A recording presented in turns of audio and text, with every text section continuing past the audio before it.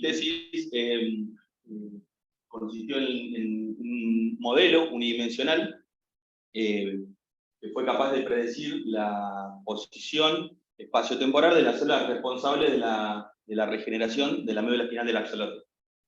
Hay unas células en la médula espinal que luego de la amputación comienzan a proliferar más rápido. Y bueno, mi modelo fue capaz de predecir la distribución espaciotemporal de estas células, que fue más tarde confirmado por experimentos por un constructo de Pucci, básicamente una técnica de fluorescencia que permite traquear a las células a lo largo de su ciclo celular. Entonces uno sabe en qué parte del ciclo celular está. Pero bueno, esta es básicamente, esto es un modelo, lo que yo propuse fue un modelo unidimensional, que no me permitía testear una de las hipótesis que yo fui como construyéndome durante la tesis, que es que esta señal hipotética, yo propongo que hay una señal hipotética que se propaga desde el lugar de la amputación hacia la cabeza del animal y que recluta estas células para que proliferen más rápido. Pero no conocemos la naturaleza de esta señal, es simplemente una señal hipotética. Bueno, yo especulo con que esta señal puede ser una señal de naturaleza mecánica. Estamos amputando el tejido, la médula contiene el equivalente al líquido cefalorraquídeo en humano. Bueno, entonces me gustaría explorar la posibilidad de que la naturaleza de esa señal sea mecánica, una liberación de presión del tejido o algo por el estilo. Y esa es una de las razones por la cual le empezamos a meter más polenta con el desarrollo de CRISPR. Que básicamente es un paquete que permite hacer modelado de tejidos biológicos, de células, en una aproximación que se llama modelo de vértices o vertex model, de celular, digamos. Entonces lo que voy a hacer en la presentación es mostrarle básicamente unas generalidades del modelo de vértices primero. Después mostrar un poco cómo está estructurado el código de CRISPR, que está 100% en Python. Le voy a mostrar la interfaz gráfica, que es algo en lo que estoy trabajando. Estuve trabajando en eso hasta hace poquito, que me fui a Alemania a dar una charla en una escuela. Por eso van a ver que algunas de las disciplinas están en inglés, no las llegué a traducir. Y bueno, y después les voy a mostrar dos ejemplos de modelos que implementé en CRISPR. Uno de migración celular y otro de la regeneración que les contaba en 2D, que son un modelo preliminar con algunas poquitas células. Mi modelo unidimensional tiene del orden de 200 células a lo largo del eje X, y este modelo bidimensional debería tener 200 células en el eje X y 30 en el eje Y. Son un montón de células y todavía estoy trabajando en la eficiencia del código, por eso todavía van a ver solamente algunas poquitas células. Y bueno, y para terminar, algunas conclusiones y perspectivas. Entonces, para arrancar, básicamente, la idea del modelo de vértex es que uno toma un tejido tridimensional y hace un corte, toma solamente un plano de ese tejido, y uno termina con un tejido bidimensional, donde uno interpreta las células como si fueran polígonos. Y básicamente, los vértices de ese polígono son los que van a sufrir fuerzas, y estas fuerzas son las que hacen que los vértices se muevan. Entonces, a partir de calcular esas fuerzas, simplemente uno lo que hace es resolver las ecuaciones de Newton y obtener las distintas posiciones y así la dinámica de cómo evoluciona el tejido. Si partimos de una condición inicial, aplicamos fuerza sobre los vértices se mueven y obtenemos un video de qué pasa con el tejido. Una simulación. Entonces, bueno, para eso necesitamos definir un hamiltoniano, a partir de después vamos a calcular las fuerzas, que generalmente tiene tres contribuciones en un modelo de vértices, que son las fundamentales. Una contribución de área, donde lo que tenemos es el área de la célula K, el área target, o sea, el área objetivo a la que la célula va a tender ahí en el estado estacionario, y un peso que se llama, acá está como lambda D, que es el peso, digamos, de la deformación, si se quiere, de la célula. Después tenemos un segundo término, que es el término de adhesión. Acá tenemos distancia del eje, o sea, de uno de los lados de cada uno de los lados de las células, y el peso que es el lambda AJ, que depende de quiénes son los vecinos que están formando ese lado. Entonces, podemos tener distintos tipos celulares y que la adhesión entre los distintos tipos celulares sea distinta, básicamente. Y un tercer término, que es el término de perímetro, que tiene la misma estructura, la misma forma que el término de área, con la diferencia de que acá tenemos el peso, el perímetro de cada una de las células y el perímetro total de cada una de las células. Y este peso es el peso del término de perímetro. En estos dos casos, la sumatoria se realiza sobre todas las células, y en este caso se realiza sobre todos los lados del tejido. Luego, esos son los parámetros del modelo, y el resto son simplemente variables: el área que va tomando cada una de las células, la distancia que va tomando cada uno de los lados, y el perímetro que toma cada una de las células. Sí, por favor. ¿Esto es un sistema finito que trabajan ustedes? ¿Se ha tocado o periódico? ¿Cómo es eso? En realidad, vos lo podés trabajar como vos quieras. En la implementación nuestra, implementamos tanto condiciones periódicas como condiciones absorbentes o libres, lo que vos quieras. La relación entre el área y el perímetro te determina la forma de las células, digamos, en el estado estacionario. Y bueno, después lo que se suele definir en un modelo de vértices son estos intercambios topológicos o transiciones, que se llaman, que lo que hacen es remedar lo que pasa en el tejido biológico, básicamente.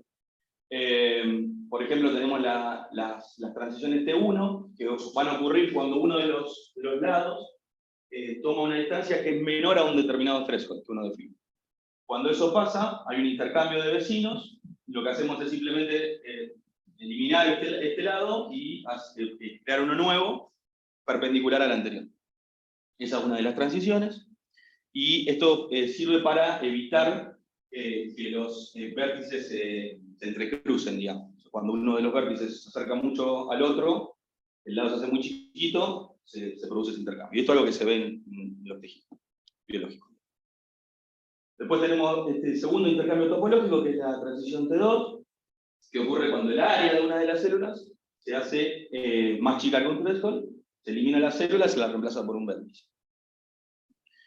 Y por último, las transiciones T3, que sirven para básicamente hacer que cuando un vértice está por colisionar contra un lado, se va a absorber ese vértice, se crean un vértice nuevo, entonces eso permite que las células se peguen entre ellas. Entonces, cuando uno tiene una herida, por ejemplo, eso puede hacer que se cicatrice, por ejemplo, si quisiéramos modelar una cicatriz así. Bueno, y hay distintos casos que dependen de cuántas células pertenecen al vértice que está colisionando. Por ejemplo, acá ya tenemos dos, acá ya tenemos una, y además, si está conectado el vértice que colisiona con el edge, con el lado que va a colisionar, o no, en esos dos casos. Sí. Y no mal, en general, lo que va a pasar es que cada vértice tiene siempre dos vértices. No, no siempre, no necesariamente. Porque cuando mostraste la T1, sí, no pasaba, por ejemplo, que los vértices colapsaran y se extingaran. Se genera de nuevo un lado. Se genera de nuevo un lado, pero podés tener tres y no hay problema con eso, digamos. Vos decís acá, no, podés tener cuatro acá. Sí, se puede. O sea, el tema con esto, en la implementación, como te podrás imaginar, tenés un montón de casos, como vos estás diciendo, y tenés que considerar todos los casos. Entonces, te escapa un caso y te tira error, básicamente. No. O sea, vos le das libertad al tejido que evolucione como quiera y tenés que contemplar todos los casos. El tema con eso, bueno, es que sí, tenés chorrera de código importante contemplando cada uno de los casos. Bueno, algo importante cuando quieren modelar tejidos es la división celular, que bueno, en nuestra implementación lo que hacemos es simplemente crear una recta con un ángulo aleatorio que pasa por el centro de la célula, y en el punto en que corta los dos lados creamos dos nuevos vértices. Esto hace que se creen dos nuevas células, y como las células tienen un área target, es el doble, aproximadamente el doble de lo que tienen ahora, porque la cortamos a la mitad, van a crecer solas. Entonces dividen y empiezan a crecer. Hay otras implementaciones, una por ejemplo que hicimos con Ariel, que esta célula puede crecer primero de volumen, o sea, crecer de área, y cuando alcanza el doble del área que tenía, ahí la dividimos. Podemos hacer al revés también. En lugar de que divida y crezca, podemos hacerla crecer y después dividir. Entonces, básicamente, el código en Zipper inicia con la definición de lo que son los parámetros del modelo, en este archivo que se llama JWrite, y simplemente, una vez que uno define esos parámetros, lanza la simulación. Lanza la simulación. Los parámetros en este archivo están agrupados en distintos diccionarios, si quiere por tipo de parámetros. Entonces, parámetros generales de la simulación, como el número de pasos, la frecuencia con la que uno plantea. Después, parámetros geométricos, como el número de células que queremos, si queremos condiciones periódicas o absorbentes. El tipo celular, el área target o el perímetro target, como les mostraba en el hamiltoniano, pero también si tenemos una división estocástica o determinista. Bueno, la longitud del ciclo celular en el caso de que sea determinista, la probabilidad, podemos tener apoptosis también. En la apoptosis básicamente lo que hacemos es hacer que una célula empieza a reducir el área hasta que alcanza el threshold de la transición T2 que les mostraba. Cuando el área de la célula es menor a ese threshold, desaparece. Y después tenemos lo que son las tensiones de línea, que básicamente es una matriz de a pares de tipo celular. Entonces, el medio con el tipo 0 se le asigna un valor para la energía, digamos, para el lambda de las tensiones, el medio con la célula de tipo 1, la célula 1 con una célula de tipo 0. En este caso tenemos tres tipos celulares, 0, 1 y 2, y el medio. Entonces, bueno, ahí básicamente uno define cómo van a ser las tensiones de los lados entre las células o entre las células y el medio. Todo eso está definido en el archivo JWrite. Entonces, después, básicamente, una vez que el usuario define eso, se calculan las condiciones iniciales, que simplemente lo que se hace es, el usuario define los centros de la célula, se hace una Voronoi tessellation, que muchos lo deben conocer, pero básicamente es un algoritmo que hace esto. Y después, a partir de esa condición inicial, se calculan las fuerzas sobre que van a sufrir cada uno de los vértices, dado este hamiltoniano, y con eso se calculan las nuevas posiciones. Tenemos un delta de tiempo y se calculan las posiciones. Una vez que tenemos la posición inicial, las nuevas posiciones, también se calcula si va a ocurrir alguna división en ese paso, o si hay alguna transición topológica de estas que hay que hacer. Y una vez que eso se termina, se calcula el siguiente paso, y así obtenemos toda la dinámica, hasta que termine la simulación. Cuando la... Sí. Hay una parte aleatoria dentro de C o todo. Depende cómo lo definas. Por ejemplo, la división la podés definir determinista. Si la definís determinista, podés hacer que, no sé, que todas las células arranquen en una posición fija. Por ejemplo, que todas arrancan que les falta 10 horas para citar. Ok. Parametría tu modelo en el tiempo y a las 10 horas esas células van a dividir, no tenés ninguna componente aleatoria. Pero poder hacer que la posición de la célula en el ciclo solar salga de una distribución. Entonces, bueno, ahí estás alimentando con una componente estocástica, si querés. También podés hacer 100% estocástica la división, que simplemente dividan con una determinada probabilidad y en cada paso sorteas un número y si sale sorteada la célula, divide y ya. Pero en lo que es la dinámica, digamos, si vos no tenés división, por ejemplo, no incorporás ninguna componente estocástica. Que sí es el caso de, por ejemplo, el Cellular POTS Model, que es otro modelo que permite modelar tejidos, donde también uno tiene un hamiltoniano, pero la dinámica se resuelve mediante un algoritmo de Metrópoli. Entonces ahí sí tenés una componente estocástica. Y bueno, esa de hecho es una de las razones por las que por la que mi modelo es acorde para hacerlo en un modelo de vértice y no en un CPM, por ejemplo, que es estocástico, porque en un CPM vos tenés que... O sea, mi tejido es así, es muy alargado en X, donde yo tengo como 200 células así acá al lado.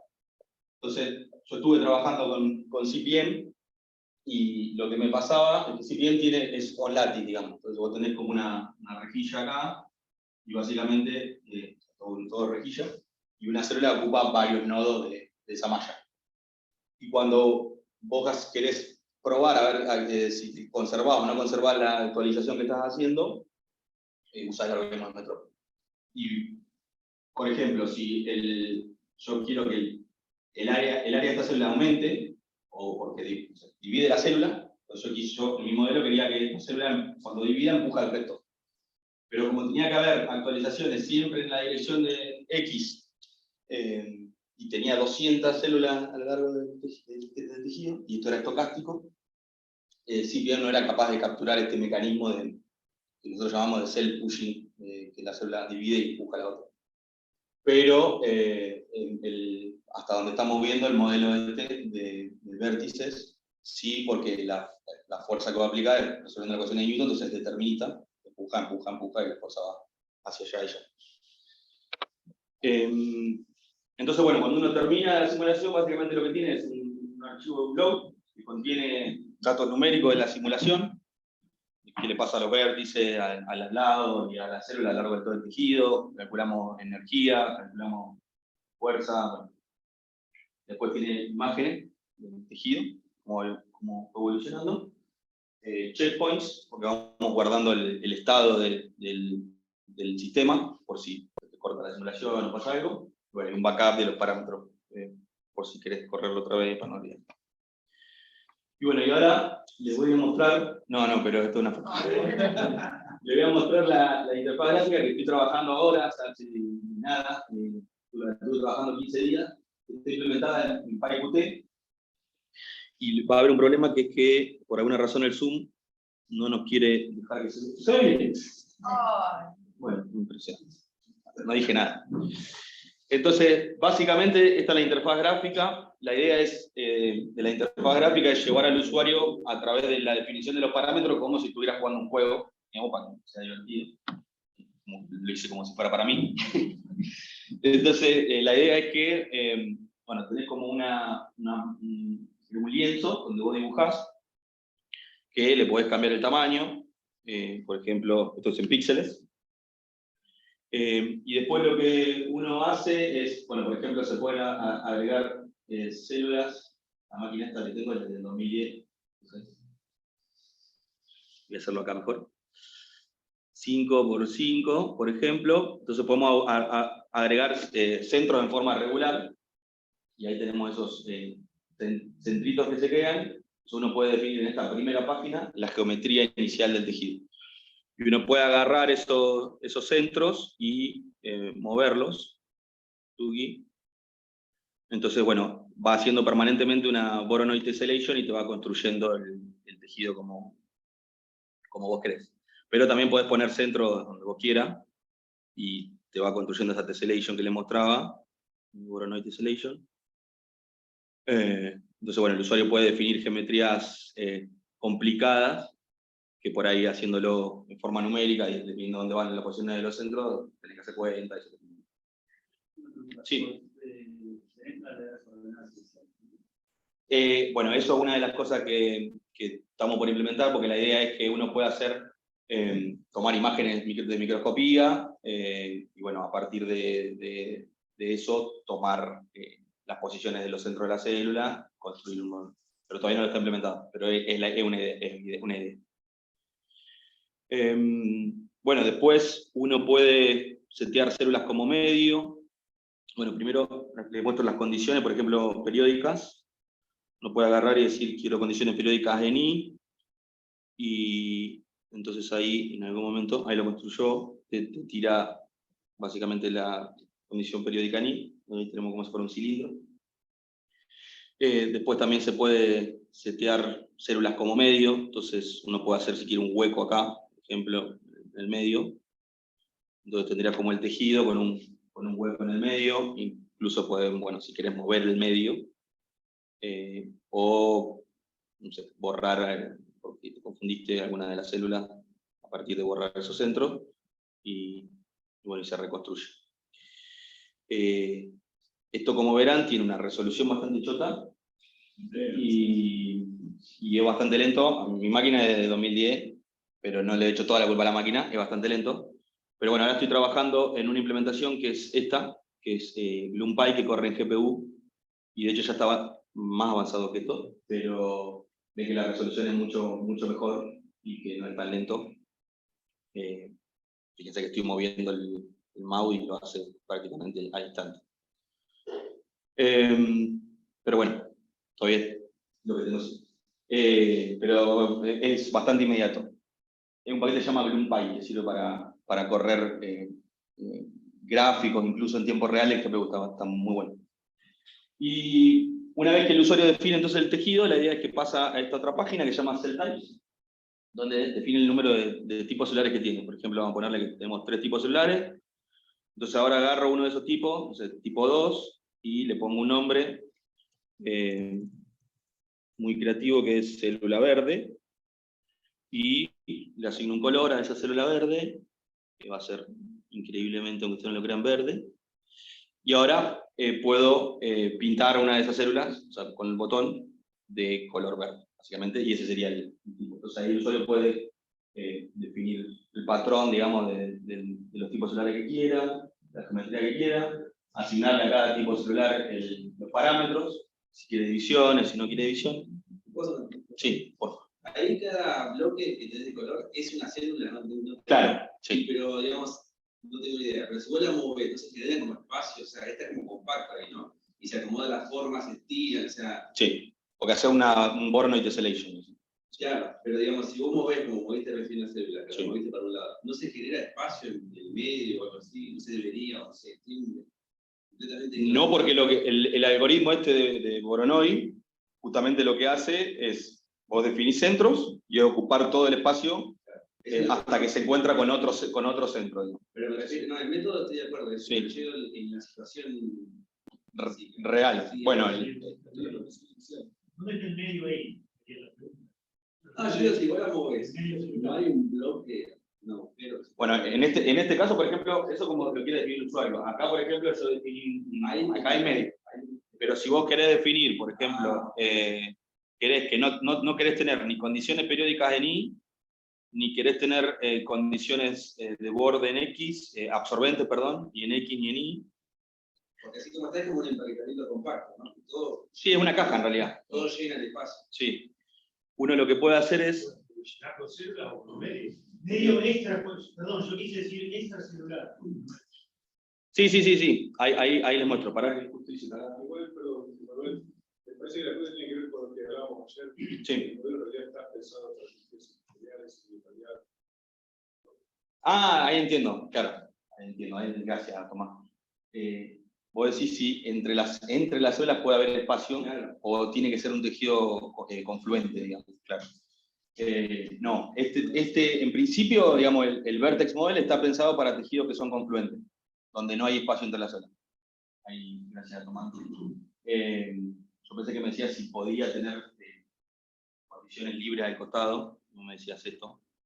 Pues si yo saco, por ejemplo, esto acá, puedo hacer esto. No, claro, el espacio. Claro, el espacio. Cuando vos lo moviste, todo se acomodaba para llenar siempre. Siempre llenaban, claro. Sí, no, está hecho para tejidos está pensado para tejidos epiteliales que son confluentes, o sea, donde no hay espacio entre las células. Yo vengo pensando algunas ideas, a ver si eso se podría, pero no sé si tenemos que discutir con Tomás, a ver si hay alguna. Pero en realidad están pensados para eso, para tejidos confluentes. Bueno, entonces, básicamente después... Sí. Otra cosa que tiene que ver con eso, Dale. porque tengo entendido, vos estás modelando en 2D, una cosa es que 3D, entonces es natural que no haya espacio porque cuando vos abrís algo, aparece una célula de abajo, ¿no? Sí, si el tejido es confluente, sí, digamos. Sí. Lo que suele pasar también es que hay tejidos donde el espacio intracelular forma parte de una red estructural, están como inmersos en que uno piensa que el medio es nada, vacío, vacío, que no hay nada, que agua, y hay proteínas que estructuran ese espacio, entonces las proteínas están fijas, las células están fijas sobre esa estructura, que puede ser colágeno, puede ser, no sé, un montón de cosas. Simplemente porque, digamos, me contó una situación biológica que estás tratando de modelar acá, y por eso está buenísimo. puedo agregar respecto de eso. Sí, la pregunta es lógica, si yo las separo las células, ¿por qué se van a estirar de manera de estar pegando? Exacto. Sí. Por lo general, este tipo de tejidos tienen proteínas que hacen que estén pegadas unas con otras muy fuertemente. Entonces, cuando una célula se mueve, tira de la otra porque está atada a ella, digamos. Pero bueno, se podrían pensar estrategias, pero en principio el modelo Vertex no las tiene. Bueno, y como les decía, esto está en desarrollo, así que esta parte de interacción todavía no la tengo lista, pero la idea es que acá te muestra, vos en esta matriz definirías de a pares las tensiones entre células. Entonces, la idea es que te muestro dos células en el estado estacionario, según las tensiones que vos definiste para esas dos células.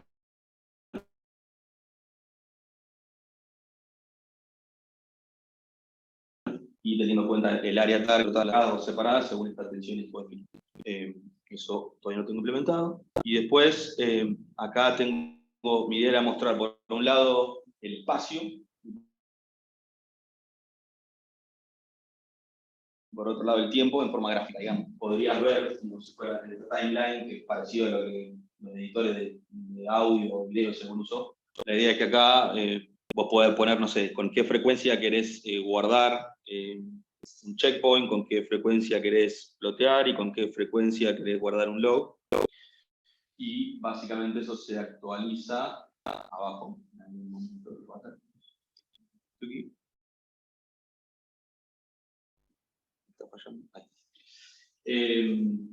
Entonces, eso lo ven en el timeline. ¿Por qué lo hice así? Porque la idea sería que cuando tenés muchos steps, acá vos podés hacer zoom. Entonces, porque si no, no se ve nada. Si tenés 100.000 steps y querés ver qué pasa de 5 en 5, no podrías. Y acá se me ocurre que por ahí podríamos mostrarle o más información al usuario, o sacar alguna, o que parametrice el tiempo de alguna forma, pero no se me ocurrió cómo. ¿No? Puede ser que esté en el revés. Sí. Porque Sí. el rojo y el azul porque son el tiempo evidente. Sí, sí, bueno, estoy. Claro. Es verdad.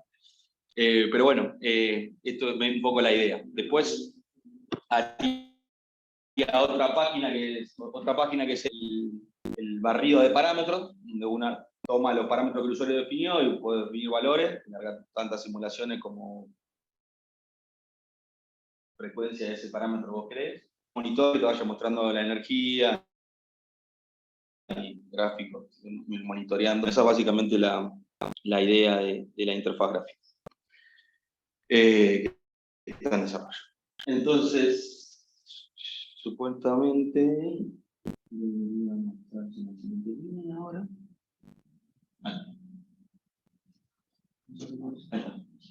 Entonces ahora, como un ejemplo de una implementación de un modelo en sí,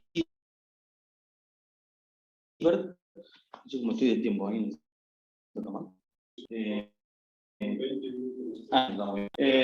Acá, este modelo es un modelo que estuvimos trabajando con Marcelo Lemaute, que es un estudiante de la UADE, de grado. Estoy codirigiendo con Osvaldo, de Seahouse, que está en Viena. Y la idea, o sea, lo que encontraron en todo experimento es lo siguiente. Esto es tejido en un estadio larvario de Drosophila, embrionario. Esto es el ectodermo, lo que ven acá que es el curva, y esto es el mesodermo. Y estas células de color magenta son los macrófagos. Y lo que ven es que principalmente que en uno determinado estadio hay migración de macrófagos entre el ectodermo y el mesodermo. Los macrófagos que ven acá están migrando. El punto es que lo que encontraban en este trabajo es que esas migraciones ocurren cuando la célula está o bien creciendo de tamaño previo a la división, o bien dividiendo. Entonces, de alguna forma, lo que es la división celular.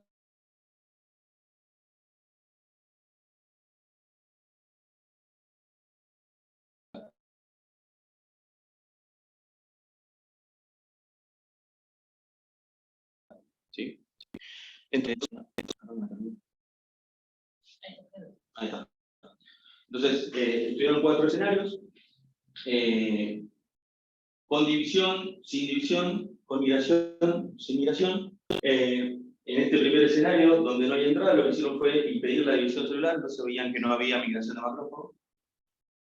En este escenario, vieron que con migración, que es el escenario wild type, digamos, que ocurre en la realidad en el animal durante el desarrollo, comienza a aumentar el volumen de la célula previo a la división, dividen, y bueno, y ven que hay migración cuando eso ocurre.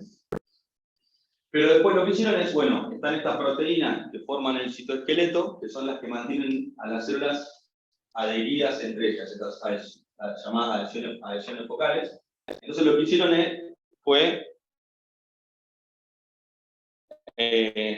hacer que esas proteínas se degraden, digamos. Entonces, rompiendo las adhesiones focales. Cuando hacían eso, aunque no hubiera división, los macrófagos migraban igual. Y después, el otro escenario donde tenían esto mismo, pero permitían la división celular y seguían migrando. Como explicación de que, bueno, entonces, lo que está ocurriendo es que estas divisiones celulares lo que hacen es, la hipótesis es que rompen las proteínas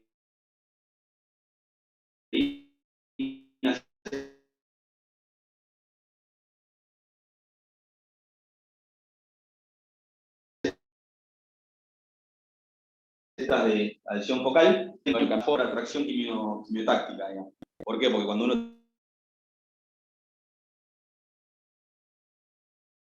tiene una herida, es hacia donde está esa herida. Entonces, una de las posibles hipótesis era, quizá, se está cortando por el internet.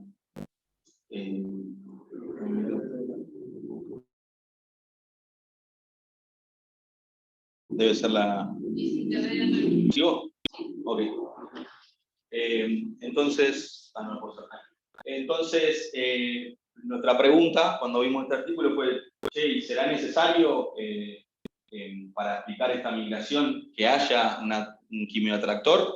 O quizá no hace falta, que solamente el juego entre las tensiones entre las células podría hacer que las células migren por sí solas. Entonces, bueno, eso fue algo que quisimos testear con CIMBER. Entonces creamos una condición inicial que básicamente respetara la geometría del tejido. Entonces tenemos la célula ectodermal en color verde, acá sí también, la mesodermal en color azul y los macrófagos en color magenta. Y hicimos un primer escenario donde no había ni división ni redondeo de las células, y esos son los parámetros de la interacción entre las tensiones de línea entre las células. Y bueno, no había migración posible, de hecho ese es el estado estacionario del tejido. Después lo que hicimos fue incorporar división celular, conservando la misma matriz de fuerza.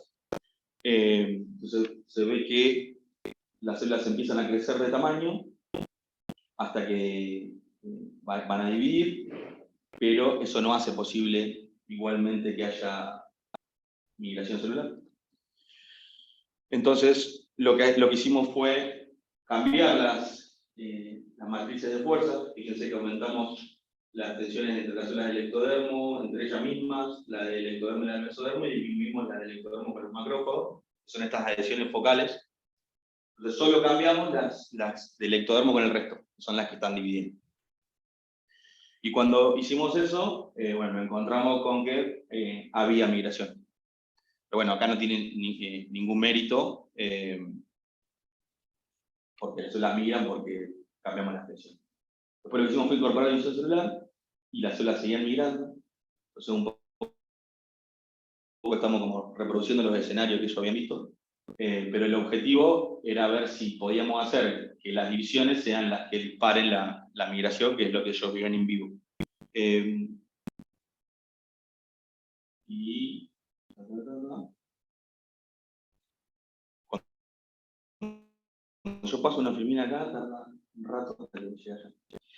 Y entonces lo que hicimos fue hacer que esas tensiones, o sea, nosotros teníamos dos escenarios, un escenario donde no hay migración y un escenario donde hay migración. O sea, una parametrización de las tensiones que no permite migración y otra que permite migración. Entonces la idea fue hacer que las tensiones cambien durante el periodo de redondeo y división de la célula. Y que después vuelvan a su valor normal. Un poco remedar cosas que proponían los experimentales, que cuando las células dividen se están rompiendo las tensiones focales, entonces cambian las tensiones entre las células. Las hacemos cambiar, pero solamente mientras están dividiendo, después vuelven a su valor normal. Para ver si eso era suficiente para explicar la migración o si necesitabas de un quimio atractor para tirarlas. Bueno, y este es el escenario. Entonces hay algunas células que empiezan a dividir. Las más importantes, igual que mostraron en el paper, son estas que están en el punto de entrada, obviamente, porque son las que tiran de los macrófagos cuando se cambia la tensión. Entonces que alguna célula se meta, ahí se metió una, y ahora va a haber otra división un poco más abajo, que va a hacer que migren dos macrófagos más ahí. Entonces, bueno, nada, esto es simplemente como una prueba de principio y un caso de ejemplo de si va funcionando, de que bueno, que capaz que era para mostrarles que se puede modelar migración celular, división celular, sí. ¿El cambio de la funcionalización es global o es solo para células que dividen? No, solo para las que dividen. De hecho, fíjate que vos ves en un color verde un poquito más oscuro, las que están dividiendo. En esas cambia la tensión con las otras, que son del ectodermo, cambia con las del mesodermo y cambia con las mesodermo, pero para el resto no. Por eso ves que miran solamente cuando está redondeando y después como que se para hasta que aparece otra migración. Bueno, y hay algunos datos donde ellos miden ahora la posición en el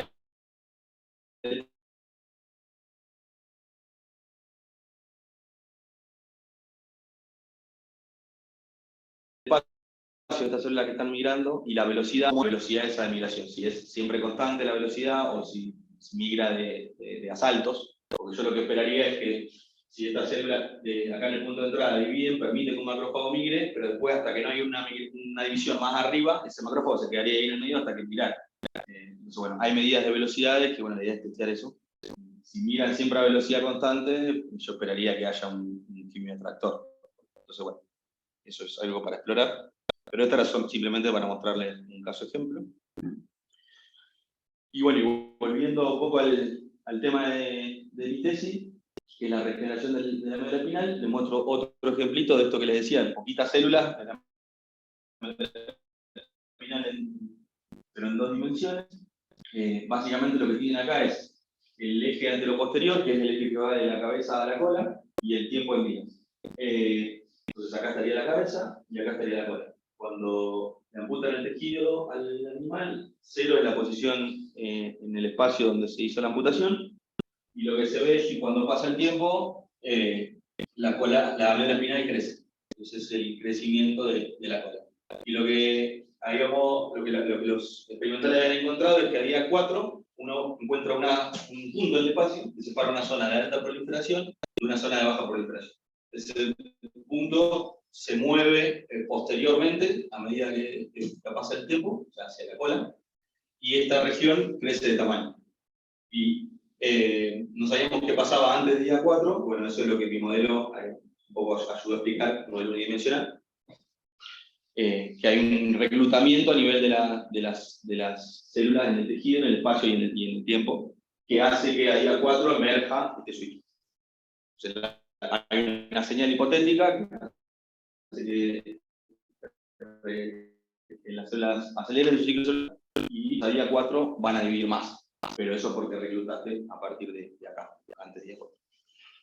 Entonces, mi modelo 1D, un poco lo que mostraba era esto. Acá ven las células en color verde, las células que están en G1, y las células que están en magenta son células que están en fase S, después las grises están en G2 o en fase M. Este es el plano de amputación, esta sería la señal hipotética que yo propongo, y este sería el crecimiento del tejido. Y lo que se ve es que cuando pasa la señal reclutando las células, empiezan a transicionar muchas más células a fase S que del otro lado, que son las que no fueron reclutadas. Y básicamente eso coincide con lo que se ve después a día 4, 6 y 8 que les mostraba en el gráfico anterior de dónde está la alta proliferación y dónde está la baja proliferación. Y estos experimentos, no sé si puedo pasar, ahí está. Y estos experimentos, como les decía en la introducción, al inicio de la presentación, lo confirmó Leo Tsuki, que es un colaborador nuestro que está en Viena, con este constructo de Fuchs, que permite seguir a las células que están en S y en G1. Pero bueno, como les decía, mi modelo es unidimensional. Eso que estaban viendo en el videito ustedes eran 20 hileras de células, pero eran todas esferas duras y era solamente una dimensión de células. Entonces no me permite hacer medidas mecánicas de lo que está pasando en el tejido, que es lo que a mí me interesaba modelar, digamos. Entonces por eso me puse a hacer este modelito en CIPER, donde tengo condiciones periódicas en el eje Y, condiciones absorbentes acá en menos X, y libres en más X. Entonces arranco con unas poquitas células, como les decía, por cuestiones de eficiencia todavía. Y en este caso las células dividen con una tasa de proliferación baja. Acá no hay señal, no hay reclutamiento. Ven que las células dividen y eso hace que el tejido crezca. Este escenario es un escenario parecido a unos experimentos en los cuales lo que se hace es, se evita que las células sean células madre, digamos, entonces no les permite ser reclutadas de alguna forma. Y si bien hay tan solo estos dos puntos experimentales, esta es la predicción del modelo en 2 dimensiones, de cuánto debería ser el crecimiento de la cola del animal en el tiempo, dado que no hay reclutamiento solo. Sí. Si no hay reclutamiento, ¿qué es lo que hay? Crecimiento basal, como si estuviera creciendo. O sea, División celular. claro, porque el animal está en un estado embrionario, es un animal muy joven y crece. Puede seguir creciendo. Seguiría creciendo aunque no hubiera amputación. Eso es lo que estás viendo ahí. Pero casi lineal. Claro, sí.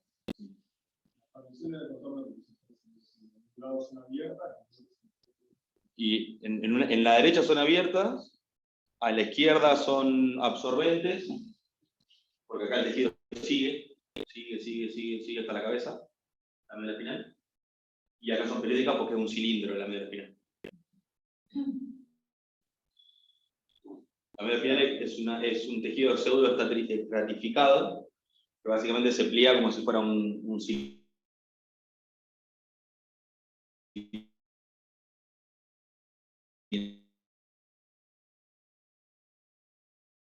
Capaz que después tengo una foto para mostrarte más. Es como que si se cerrara, lo que sale de acá parece la vez que se completa la célula. Es como si lo agarraras una hoja y... Siempre que aparece una célula, termina empujando para adelante. Claro, claro. De que no haga Porque bien. exacto. Ese es el mecanismo Claro, que no se lo esperaría por la forma que nosotros proponemos. Exacto. Claro, exacto. Para allá no pueden crecer porque hay una pared. Las células siguen. Acá, si crece, sale por acá y entra por allá.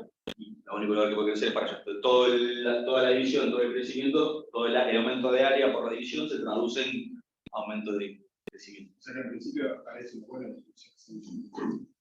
Claro. De hecho, el modelo 1D funcionó. El modelo 1, para ser rápido, para no mostrarle todo el trabajo, porque ya aparte se lo había mostrado un poco. Le quería mostrar como un poco el que había terminado. Pero el modelo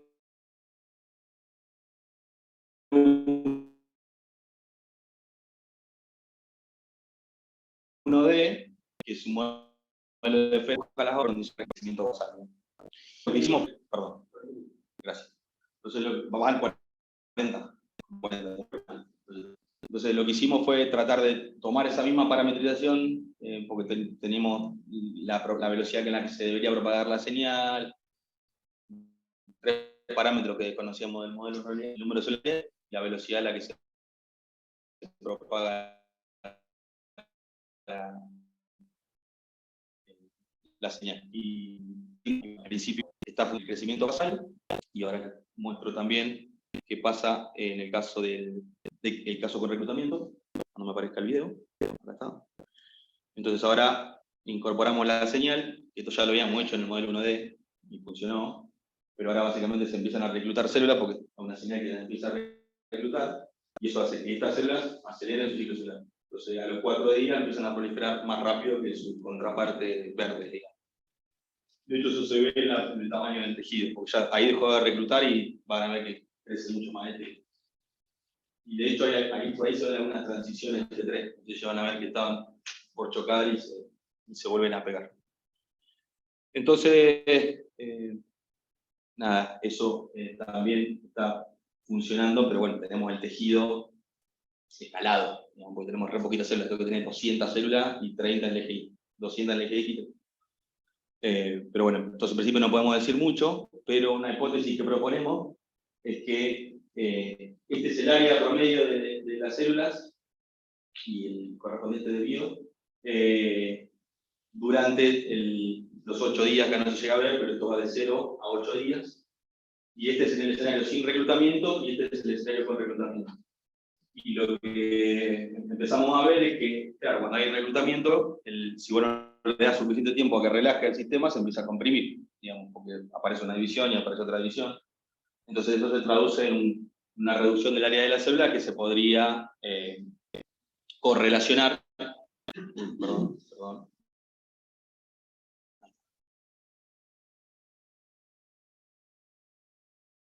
Y eso se podría correr sintética natural. Entonces, perdón que esto quedó ahí, tardan en actualizarse. Entonces lo que hicimos ahora fue mostrar no sé por qué no se ve, el área de las células en función de la posición en el eje anteroposterior. Esto sería el gráfico, esto sería la cola, y esto sería la cabeza, y este sería el crecimiento, y este es el tiempo de día. Y acá ven el área. Y lo que se ve es que en el caso sin reclutamiento, las áreas son más o menos altas siempre. Pero en el escenario con reclutamiento, a partir de los 4 días, que es cuando se empieza a ver más proliferaciones, se empieza a ver una región donde las células se comprimen un poco más. Esto es el switch point, y esta es la señal hipotética. Y parecería haber una correlación en principio entre esa compresión y la señal de la clave. Esto sería el final. A ver, ¿estoy bien? Sí. Sí. Acá está la cola. Está bien, ahí. Entonces, es como que se comprime, claro, el lado donde no puede crecer. Acá se empieza a relajarse un poco. Y bueno, eso sería una propuesta de hipótesis. Capaz que hay una compresión y bueno, no sabemos. Eso es algo que probar. Pero bueno, la idea era mostrarles un escenario también de modelado de Siever. Estas son algunas otras cosas más que se pueden hacer. Allá hay uno con apoptosis que no le había mostrado. Allá hay otro escenario de migración. Uno parecido al de la médula espinal, si quiere, porque hay una señal que recluta y células que proliferan, las marcamos y después dividen. Así que bueno, como conclusiones y perspectivas, nada, la idea era presentarles Siever, que es esta implementación de modelo de vértices, que está bueno, completamente escrita en Python y que esperamos publicarla en 1 o 2 meses, liberar el código como código abierto, obviamente. Y claramente.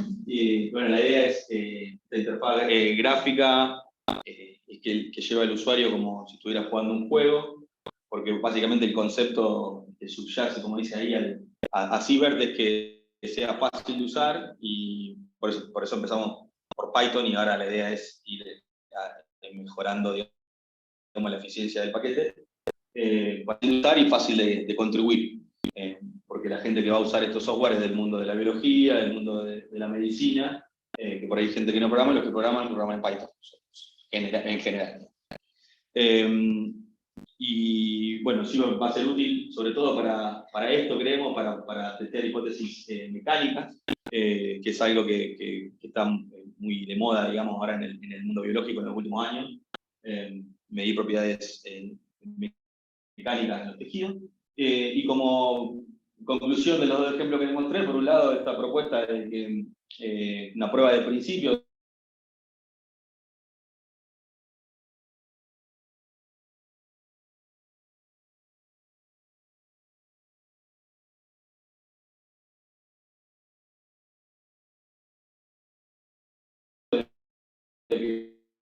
la modulación de la tensión entre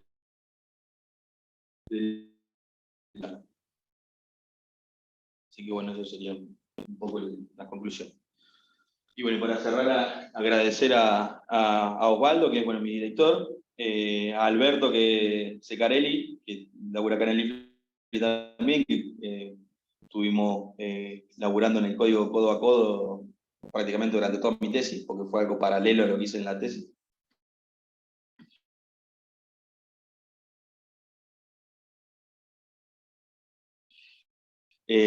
A Ariel y a Gus, que me pagan ahora por hacer lo que me gusta, y bueno, a conocer por el doctorado, al IFLI y a usted.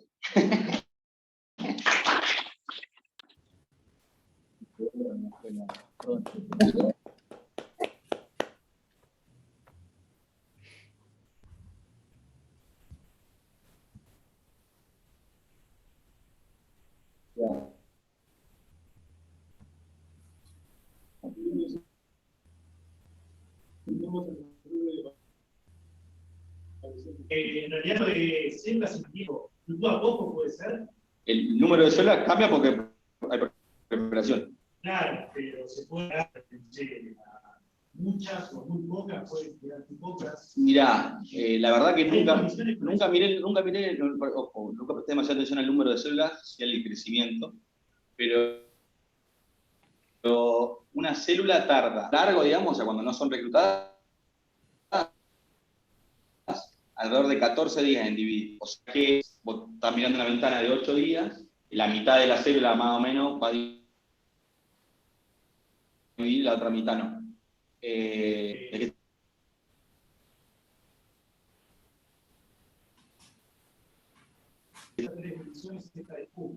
Sí, de hecho viene de Puma. En realidad es célula, Sí, viene de célula y vacío. Y correcto, sí, viene de Puma. Puede llegar a digamos, pasar, digamos, claro. y van quedando pocos, ¿sí? Pero yo estaba teniendo en la cabeza eso, una espuma. Sí. Esto se podría aplicar a una espuma. Sí, de hecho es al revés, digamos. Viene de Puma y nosotros lo aplicamos nosotros. Los modeladores lo aplicaron al campo de... ¿Alguna pregunta por ahí? Escuchar en todo caso. Acá está. Sí.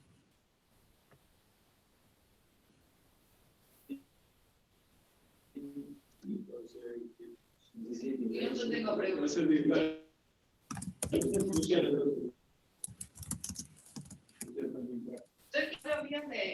Vos decís que modelás una señal hipotética que hace que las células proliferen más rápido.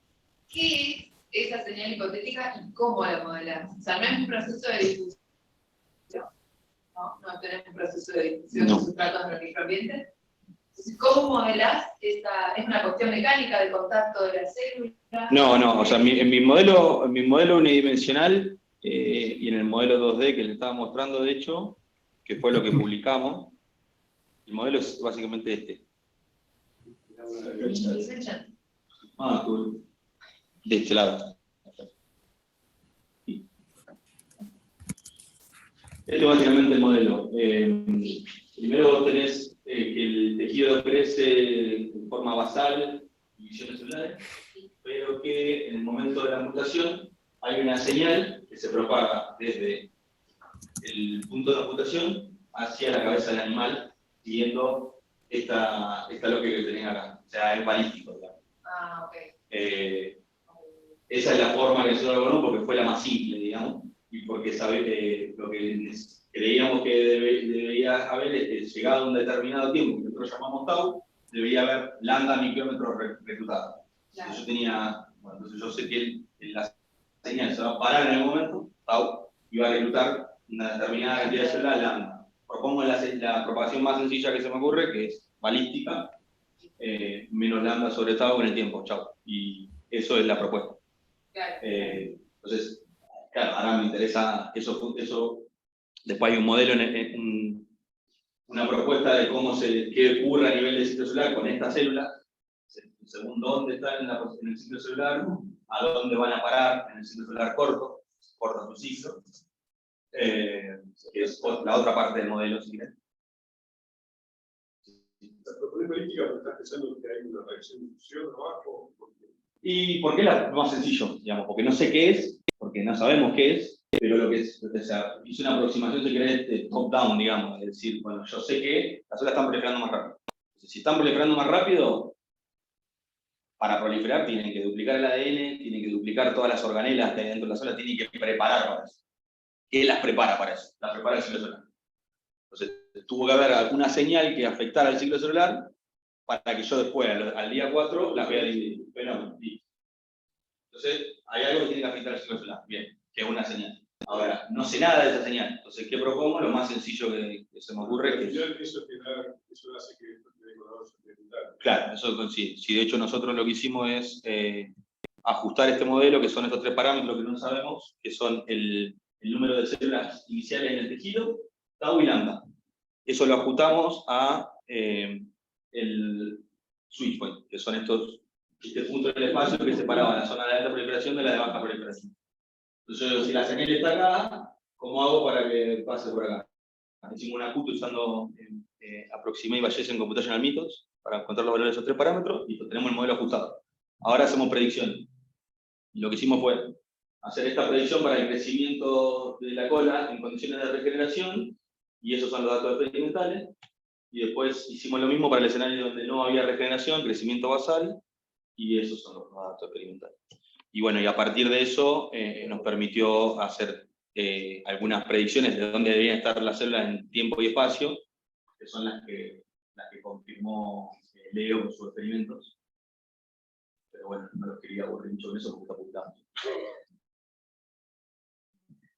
Perdón, y eso, esto es lo que vos tenías ya en la tesis, digamos, en una dimensión, ahora cuando haces el modelo 2D te da más o menos lo mismo. Claro. Las curvas estas que mostraste recién, eran muy parecidas a las que recién. Exacto.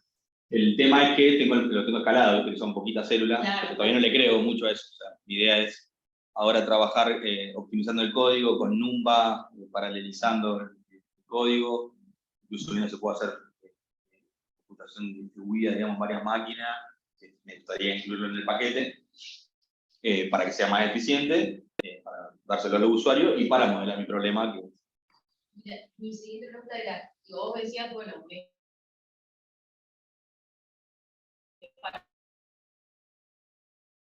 poder tener 200...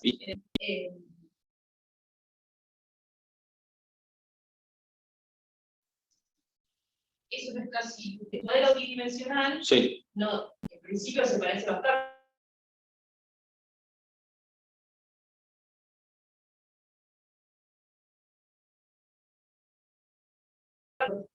Para testear. Sí, uno podría tener esferas deformables o algo así, proponer, digamos, un modelo más sencillo donde. Sí, se podría hacer algo así, pero no sé si es blanco, digamos, porque solamente tendríamos el área. No podríamos ver la información, no podríamos, no, pero probablemente sí. De hecho, por ahí sea una buena idea, primero todo, ahí te alcanza más. Porque manchea bastante el modelo bidimensional. Pero bueno, es cierto que teníamos un martillo y le queríamos dar, aunque sea un clavo, le queríamos dar. Eso también es verdad. El paralelo con Ciber lo fuimos desarrollando en paralelo con la tesis. Hasta que terminó la tesis me encontré con esto y y digo, tengo esta herramienta, la uso, la excusa. Le da un martillo con...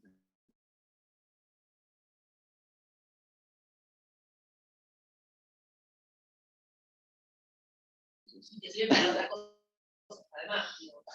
Bueno, tenemos otra chance para gente online, si quiere expresar seguro. Muchas gracias, Marco, Gerardo. No, en todo caso la pregunta después la última. Bueno, vos decís al final que tenés esta conclusión de que el área de las células está reducida, ¿verdad? Claro, como una especie de compresión, sí. Exacto. Y también tenés esta cosa que mostraste recién de que se reduce el tiempo del ciclo celular. Sí. ¿Esa reducción de área va con la reducción del ciclo celular? ¿O la célula tiene alguna forma de decir, bueno, yo tengo un volumen target al cual tengo que llegar, entonces si cambio el tiempo del ciclo celular, tengo que acelerar el proceso de cambio de volumen, ¿no? Y llegar a ese volumen target. Claro. O la dividí sin que llegue a ese volumen target. O sea, hasta donde yo... a ver, lo que vos decís de la reducción del ciclo celular, digamos, es lo que nosotros predecimos con esta señal hipotética. No es que pasa eso. Sí. O sea, nosotros predecimos con esa señal y después vos lo ves que lo mide y que eso se correlaciona con la predicción que vos haces. Es la explicación mecanística, si querés, para los datos que vos estás viendo. O sea, vos ves que la distribución espaciotemporal de las células, que como mostró Leo en los experimentos estos,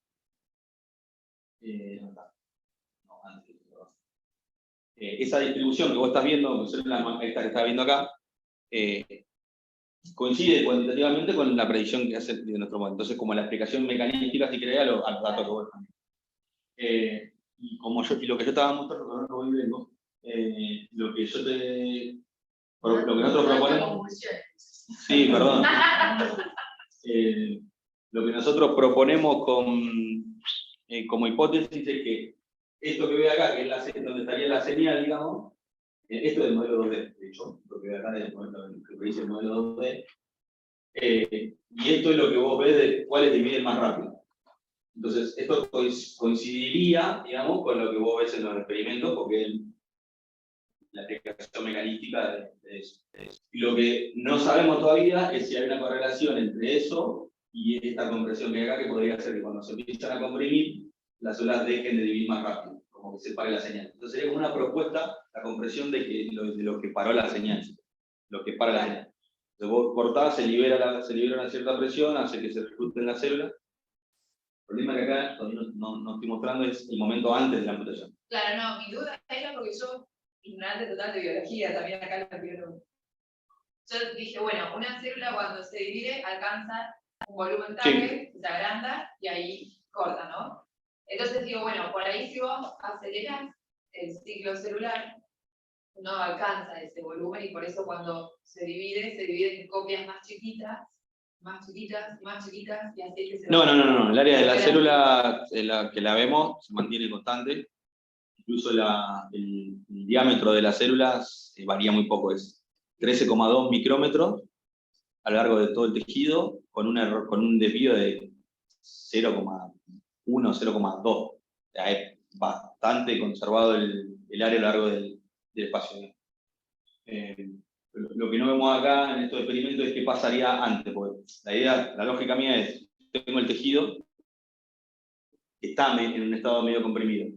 Corto, amputo el tejido y se libera esa presión en esta zona, porque empiezan a poder liberar, reducen el área, aumentan de área y empieza a frenarse esa compresión. Entonces sería como un mecanismo de, estoy comprimido, libero la compresión y me vuelvo a comprimir. Entonces ahí sería una aplicación hipotética de hipótesis de que dispara cuál es la señal que está reclutando y por qué se frena.